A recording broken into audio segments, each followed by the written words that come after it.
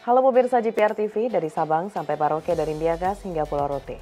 Bertemu lagi bersama saya Muna Azari Lisa dalam program Kominfo Newsroom.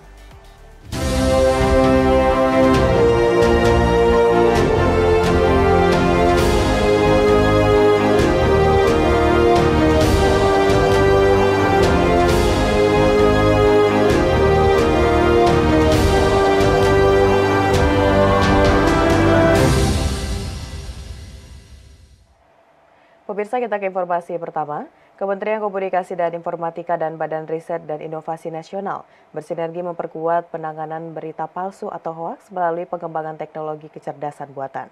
Hal ini ditandai dalam acara penandatanganan kerjasama pengembangan natural language processing artificial intelligence antara Direktorat Jenderal Aptika dan Korinka BRIN.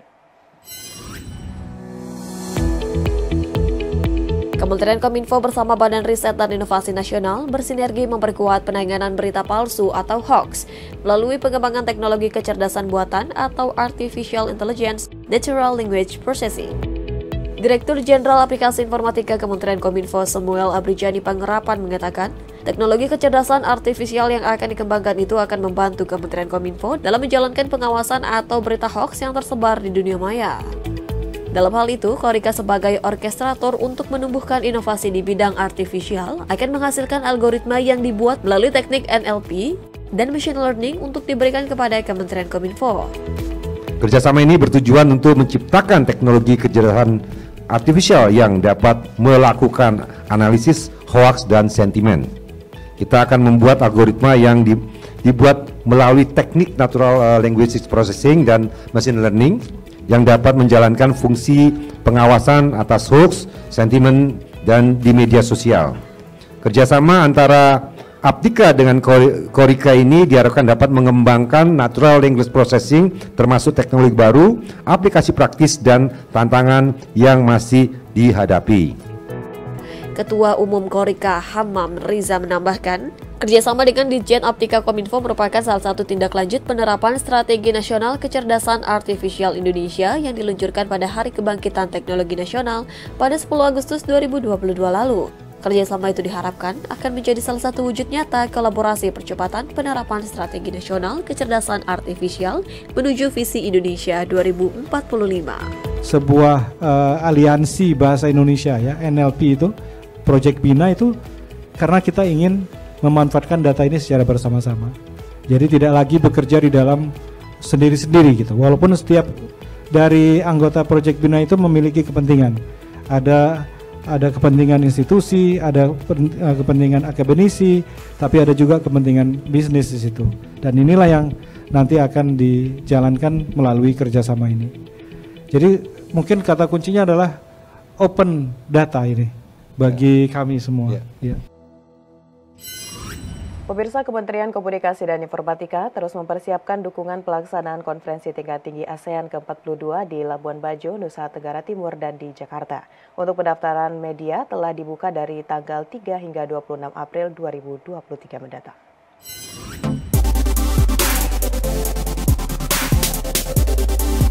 Persiapan KTT ASEAN yang akan berlangsung di Labuan Bajo pada bulan Mei mendatang terus digencarkan. Kementerian Komunikasi dan Informatika selaku Koordinator Informasi Publik dan Media terus mematangkan pengelolaan website resmi ASEAN Indonesia 2023 hingga registrasi bagi media untuk peliputan. Adapun untuk pendaftaran media dibuka dari tanggal 3 hingga 26 April 2023 mendatang dengan melihat syarat dan ketentuan yang berlaku melalui pilihan media registration di situs resmi asean2023.id. Direktur Jenderal Informasi dan Komunikasi Publik Kementerian Kominfo Usman Kansong menjelaskan bahwa media-media yang mendaftar nantinya akan diverifikasi ulang untuk mendapatkan izin meliput acara langsung KTT ke-24 ASEAN di Labuan Bajo, Nusa Tenggara Barat. Mengacu pada panduan pendaftaran media ASEAN 2023, terdapat fasilitas media center di Hotel Bintang Flores yang beroperasi mulai tanggal 6 hingga 12 Mei 2023. Pada 6 hingga 8 Mei 2023, media center tersebut akan beroperasi pada pukul 9 hingga 20 waktu Indonesia Tengah, sedangkan untuk 9 sampai dengan 12 Mei 2023 akan beroperasi pada pukul 7 hingga 22 waktu Indonesia Tengah. Selain berfungsi sebagai ruang kerja bagi para media peliput dan memberikan informasi terkait jadwal kegiatan selama KTT ke-42 ASEAN berlangsung. Registrasi itu kita mulai pada tanggal 3 April nanti sampai 26 April ya sampai hari Jumat kemarin ya, hari Jumat bahkan hari Sabtu kemarin itu sudah lebih dari 100 media yang sudah mendaftar, baik asing maupun dalam negeri. Ya, tadi juga saya berkomunikasi dengan sejumlah wartawan dari Singapura yang melakukan registrasi. Nanti kemudian dari registrasi mereka akan mendapatkan akreditasi ya untuk meliput begitu. Ini prosedur biasa yang kita lalui dalam setiap event internasional. Presiden Joko Widodo memperbolehkan pejabat hingga masyarakat menggelar silaturahim bersama atau Open House Idul Fitri 1444 Hijriah. Presiden menilai Open House tersebut memberikan keluasan agar masyarakat bisa bersilaturahim dengan saudara dan kerabat.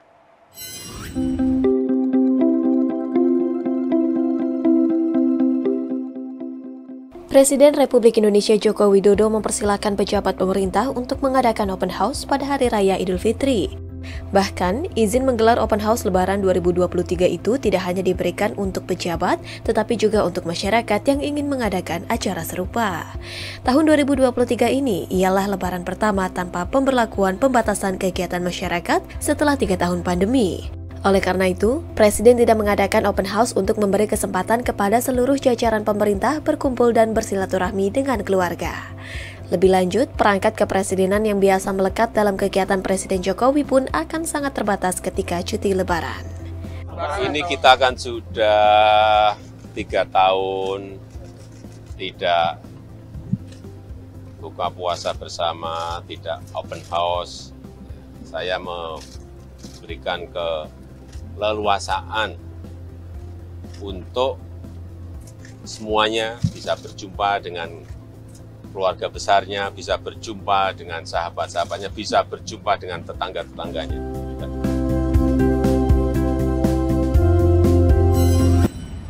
Presiden Republik Indonesia Joko Widodo mengunjungi Pasar Minggu Jakarta Selatan. Dalam kunjungan tersebut, Presiden mengecek ketersediaan dan harga bahan pokok jelang Lebaran hingga menyampaikan manajemen arus mudik tahun 2023. Dalam tinjauan ke Pasar Minggu Jakarta Selatan, Presiden menyampaikan bahwa pemerintah telah lakukan perbaikan manajemen persiapan arus mudik Lebaran tahun 2023. Presiden juga mengimbau kepada masyarakat untuk berhati-hati saat melakukan perjalanan mudik di tengah lonjakan yang diprediksi mencapai 123 juta orang. Ya, kan sudah saya sampaikan hati-hati arus mudik saat ini karena dari survei itu melompat dari 86 juta menjadi 123 juta, 45% lonjakannya. Hingga kemarin saya cek yang tahun lalu bermasalah di Bakauheni, di Merak, kan masalah tahun kemarin di pelabuhan itu. Ya kemarin kita cek, tetapi jelas kita siapkan dari kapasitas yang sebelumnya 31.000 melompat menjadi 49.000. Kita harapkan tidak ada masalah. Manajemen lapangannya juga detail sudah dilakukan. Pelabuhan mana yang dipakai untuk kendaraan, pelabuhan mana yang dipakai untuk kendaraan berat, pelabuhan mana yang dipakai untuk mobil pribadi dan bus, semuanya sudah diatur dalam pelabuhan-pelabuhan yang berbeda. Senada hal tersebut, Menteri Pekerjaan Umum dan Perumahan Rakyat memastikan bahwa telah menyiapkan dukungan infrastruktur untuk kelancaran arus mudik Lebaran tahun 2023. Basuki menyebut telah meningkatkan dan menambah sejumlah prasarana seperti pelebaran jalan, penambahan tempat istirahat atau rest area, hingga pengoperasian jalan tol fungsional. Pelebaran jalur Jakarta Cikampek di kilometer setelah turun elevated itu sudah 4 semua. Jadi kalau dari bawah 2, dari atas 2 tetap menjadi 4. Jadi saya kira mudah-mudahan sudah nggak menjadi bottleneck di situ. Okay? Baik yang ke arah timur maupun yang arah ke barat nanti itu sudah 4-4. Jadi kalau dari timur ke barat dari 4, 2 naik, 2 di bawah. Kalau dari barat 2 di bawah, 2 di atas masuk jadi 4. Jadi sudah nggak ada bottleneck. Yang kedua di Cipali ada beberapa prasarana yang kita juga antisipasi untuk mudik, yaitu pelebaran menjadi 3 ruas di muka rest area. Ibu Bapak sekalian bisa lihat di muka rest area pasti ada pelebaran dan ini akan selesai nanti minggu-minggu depan ini sudah selesai semua. Pemirsa, setelah jeda kami akan kembali dengan informasi menilai kesiapan dari PT ASDP hadapi lonjakan pemudik tahun 2023. Sesaat lagi.